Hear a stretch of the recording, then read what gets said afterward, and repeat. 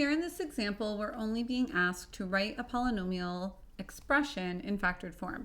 As you notice in this example, there's no equal sign. There's no indication that you are being required to solve anything.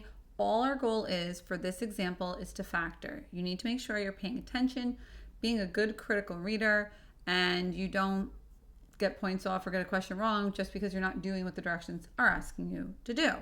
So first method, you should always try factoring, and if you haven't heard me say this a million times, you haven't been listening, is always try to find a greatest common factor, something I can divide out of everything. So what would that GCF be?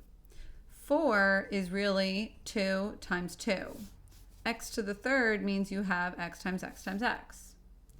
36 is 6 times 6, which is really 2 and 3, 2 and 3, or 2, 2, 3, 3. So right now, it looks like they both have 2 2's, but here we have an x squared, so it looks like they both have 2 x's as well, which would be 4x squared as our greatest common factor so far. And we also have 72x. So we definitely can't take out the x squared. 72 only has an x. But 8 times 9 is 72. So we have 2, 2, 2. Well, we have 2 2's. I mean, we have 3, but we could spare 2. And 3, 3. So what would the GCF be? Well, they all have 2 times 2, which is 4. And they all have at least 1x. So the greatest common factor is going to be 4x. Now, if I'm going to divide 4x out, I can't just randomly divide an expression. So that means I also have to multiply out front by 4x. So that 4x and that 4x really are 4x over 4x, which is 1. Sort of like when you rationalize the denominator, radical, 5 over radical 5. It's like 1, right? So this one in here, well, it's going to do some sort of like pretzel action, but when we have so many terms, it's more like a hand turkey or a peacock. So let's reduce, okay? 4x out front stays.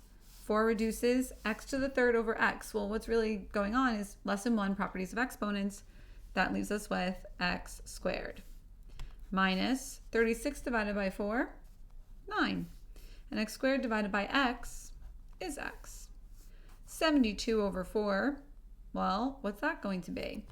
Well, divided by 2, that's 36, you should know that, and divided by 2 again. Half of 36 is 18. You should also have that memorized if you're an Algebra 2 student at this point in your school. So we'll have 18 right over here. Now, it's possible you're done, but we always look at it and say, can I factor further? The 4x is certainly, that part is done. This maybe not.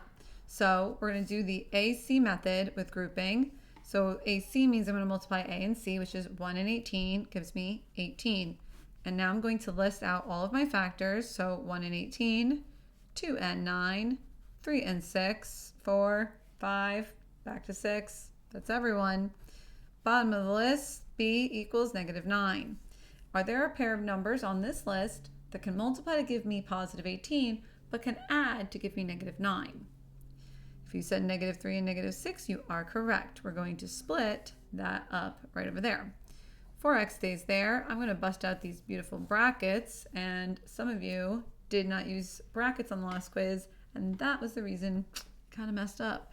So x squared minus 3x minus 6x and plus 18. I know some of you guys can do a lot of this in your head.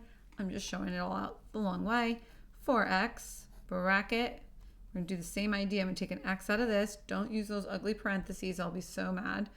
You can't just, no, don't. And here, -6. So x over here comes out front. What's left is x minus 3. I'm just not drawing that whole pretzel. Bring out a -6, or it's being multiplied out front like that 4x before. Pretzel a little bit, x minus 3. Well, what do we have here? A very great common factor. And that would be the x minus 3. So 4x is still there. X minus 3 came out to join it. If I pull that out front, it's no longer there. What's left inside? X minus 6.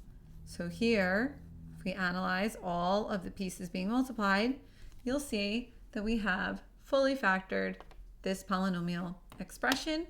That's a linear prime factor, as is that. And then x out here, it's a linear monomial, not a binomial, but it's still prime, or 4x. whichever way you'd like to look at it.